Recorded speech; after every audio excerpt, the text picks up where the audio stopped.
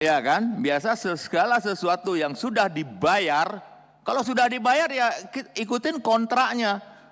Force major itu bukan urusan kita lagi, dan itu juga ada yang memutuskannya. Masalah force major itu, jangan ujuk-ujuk minyak naik, minta force major. Seperti yang dipaparkan oleh BPKH tadi, ada pengajuan penambahan anggaran seandainya peralihan rute penerbangan menjadi 7,9 juta per orang. Yang menjadi pertanyaan saya, pemerintah sudah menetapkan kenaikan up to 13% tiket pesawat. Apakah ini berlaku dengan harga standar yang sudah kita kontrakkan kemarin? Ada beberapa hal yang perlu kami tanggapi dari fraksi Golkar. Yang pertama adalah seperti apa yang disampaikan Bapak tadi mengenai koper. Tadi rekan saya dari PDIP sudah menyampaikan yang menjadi pertanyaan kami, apakah pihak vendor yang dikontrakkan dari Garuda kepada pihak vendornya yang belum selesai, atau distribusi dari PT Garudanya yang belum dilaksanakan? Karena bukan pihak Garuda yang menyiapkan kopernya, pasti ada vendornya. Nah, itu yang perlu dipertanyakan. Sesuai dengan apa yang disampaikan dari rekan saya Bu Seli, kalau kita tanggal 16, misalkan letaknya Kabupaten Papua, tidak memungkinkan waktu yang cukup singkat untuk dapat dibagikan kabupaten-kabupaten tersebut. Itu yang masalah koper, Pak Menteri, Pak Wamen. Yang kedua, masalah konsumsi. Tadi sudah dipaparkan oleh Pak Menteri bahwa ada salah satu vendor yang mengundurkan diri. Yang menjadi pertanyaan kami, sebab apa dia mengundurkan diri? Itu yang pertama. Yang kedua, yang menggantikan berarti ada kontrak baru terhadap vendor baru atau menggunakan vendor yang sudah ada. Dengan nilai 3.500 porsi. Apakah menambah vendor yang sudah ada atau melakukan seleksi kembali kepada vendor yang akan menggantikan vendor yang mengundurkan diri? Dan kenapa dia mengundurkan diri? Karena yang namanya kontrak, apabila dia lalai terhadap kontrak ada dendanya. Setahu saya kesepakatan kita seperti itu. Kalau dia mengundurkan diri, berarti kan dia kena denda, penalti dalam poin-poin tertentu ini. Penalti ini bisa ditagih nggak sama vendor ini? Itu masalah konsumsi. Masalah haji khusus. Saya dapat informasi bahwa tiket haji khusus masih belum ada yang belum dapat. Sementara waktunya semakin mendesak. Kita jangan hanya terfokus kepada haji reguler saja. Bahwa 17.000 itu adalah haji khusus, juga jamaah Indonesia yang harus mendapatkan perhatian juga dari kita. Lantas yang ketiga, seperti yang dipaparkan oleh BPKH tadi, ada pengajuan penambahan anggaran seandainya peralihan rute penerbangan menjadi 7,9 juta per orang. Yang menjadi pertanyaan saya, pemerintah sudah menetapkan kenaikan up to 13% tiket pesawat. Apakah ini berlaku dengan harga standar yang sudah kita kontrakkan kemarin, atau masuk kepada tambahan 7,9 juta per orang tersebut? Atau ini tidak berlaku untuk pesawat yang akan terbang mengangkat jamaah ke Arab Saudi? Karena jelas pengumuman pemerintah melalui Menko Perekonomian naik 13%, 9 sampai dengan 13%. Apakah kenaikan tiket pesawat sesuai dengan yang disampaikan oleh pemerintah, 9 sampai dengan 30% tidak berlaku kepada pesawat yang akan dipakai oleh penerbangan Arab Saudi. Itu. Yang terakhir, mengenai seandainya ada pemindahan rute, secara hitungan tadi sudah minta tambah 7,9 juta, Saudi Arabia 450 US. Nah, dana ini kita juga pengen tahu. Kan kita, Bapak Presiden dan DPR berharap ini tidak dibebankan kepada jamaah.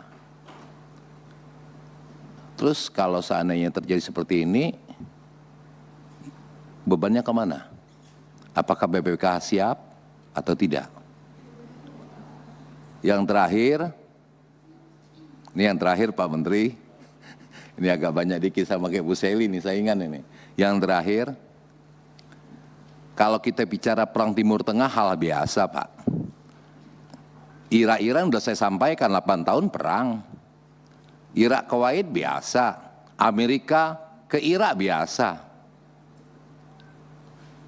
Iran dan Israel dari 2010 hal biasa. Yang luar biasa ini banyak yang ikut-ikutan Pak. Nah ini perlu diantisipasi. Kalau kemarin kan hanya dua negara nih. Nah sekarang pada banyak ikutan.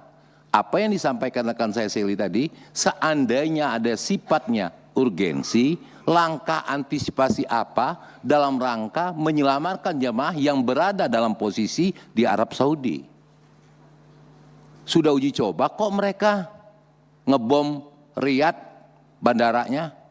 Kan diuji coba dulu. Siap nggak Riyadh untuk seandainya Riyadh itu tidak siap kemarin, berarti kan bergeser. Arab Saudi dibawa-bawa.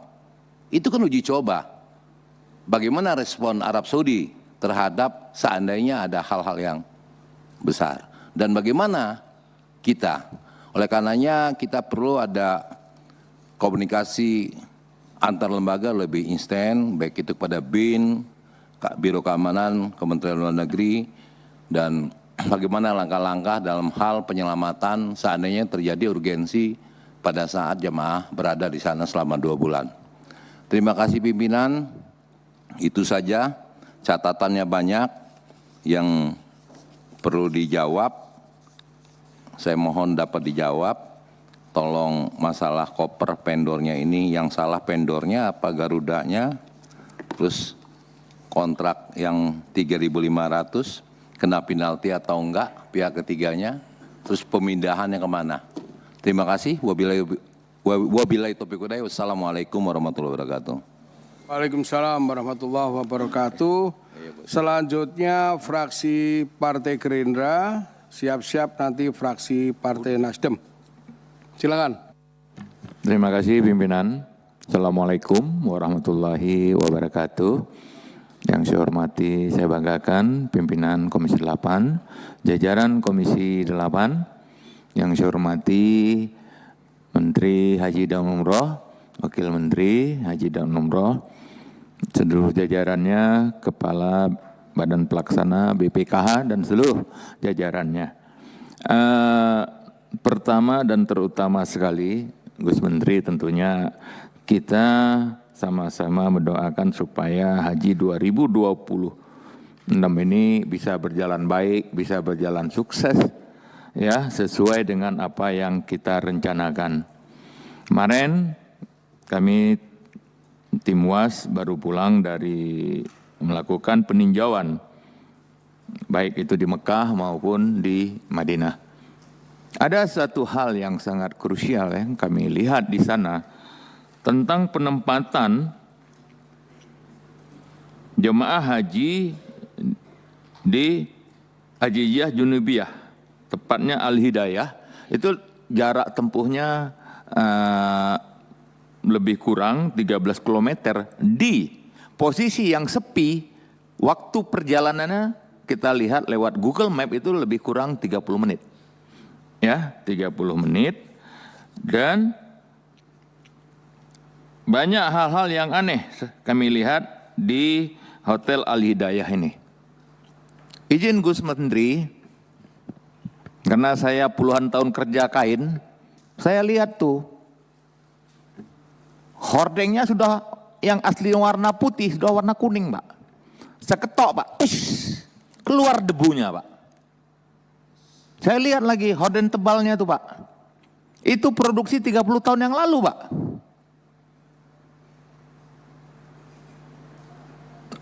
Saya lihat lagi karpetnya, Pak. Minta ampun, Pak, karpetnya. Antara satu dengan motif yang sama, warnanya jauh. Itu menandakan barang itu sudah lebih daripada 15 sampai 20 tahun.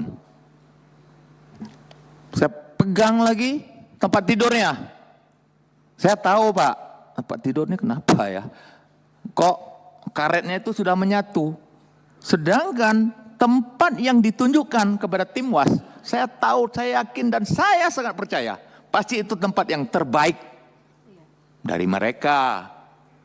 Bagaimana kalau tempat yang terbaik dari mereka yang ditunjukkan, tapi hasilnya ampun.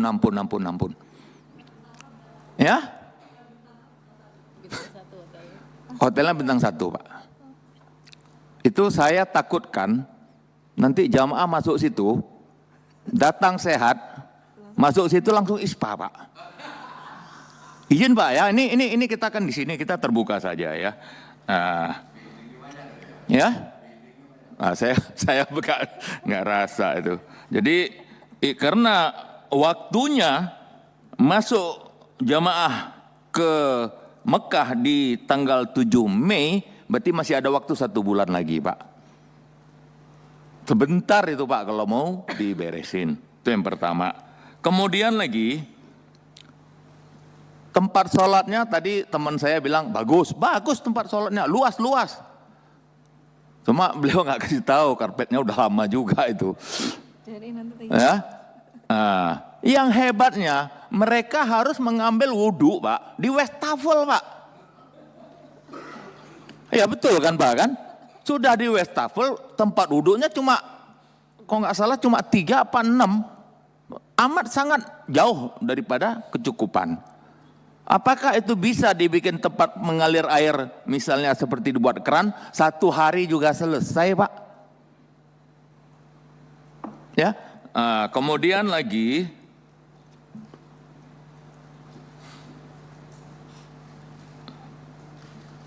ya masalah Pak ya, masalah penerbangan.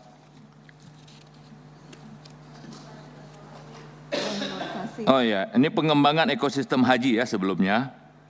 Pengiriman beras kebutuhan 30 ton untuk 1.600 petugas ditargetkan berangkat melalui kargo udara 12 April. Ini memang dikhususkan untuk petugas, Pak. Ya, ntar kalau nggak sampai petugas nggak makan nih. Nah, dan juga izin, Pak, beras itu dikirim lewat kargo udara harganya mahal sekali, Pak. Karena kargo udara itu dihitung semuanya per kilogram. Itu volumenya. Kemudian lagi, Pak ya, kami meninjau juga Armusnah, Arafah, Mina.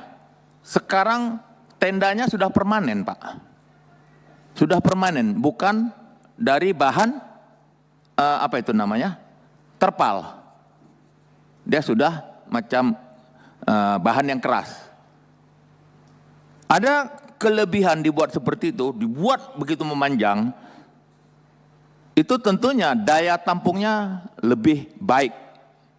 Baik itu di Mina maupun di Arafah. Lebih banyak terisi. Cuma ada yang berbeda dengan haji-haji yang lalu, Pak. Kalau haji yang lalu, sebagian jemaah kita kepalanya sama badannya di dalam, kakinya di luar. Sekarang nggak bisa lagi, Pak. Jadi semuanya harus di dalam dia. Kemudian, Pak, ini masalah potensi kenaikan biaya. Saya enggak tahu siapa yang menulis ini, Pak.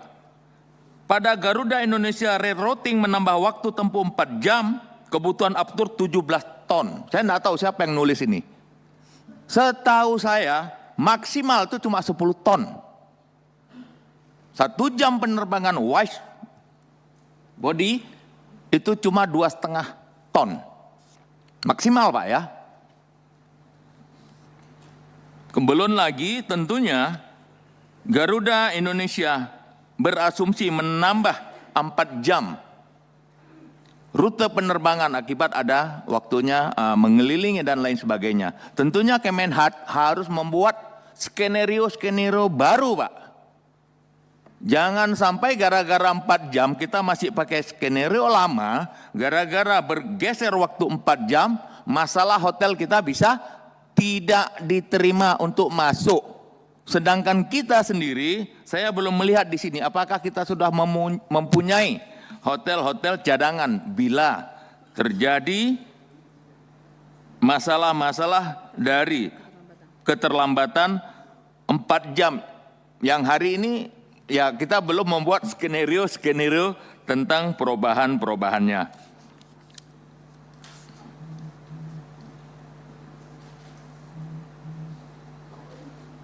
Kemudian lagi tentunya tadi teman-teman saya juga mempertanyakan sebetulnya bagaimana sih kontrak kita dengan airline baik itu Garuda maupun Saudi.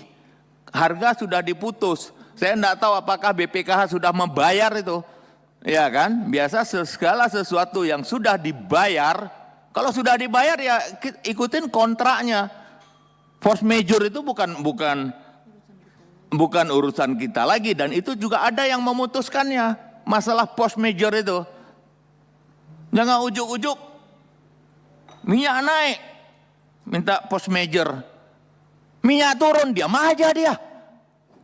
Ya saya pikir kayak gitu ini bisnis ya Pak ya. Bisnis itu enggak fair kayak gitu. Saya rasa Pak Ketua itu aja. Terima kasih. Assalamualaikum warahmatullahi wabarakatuh.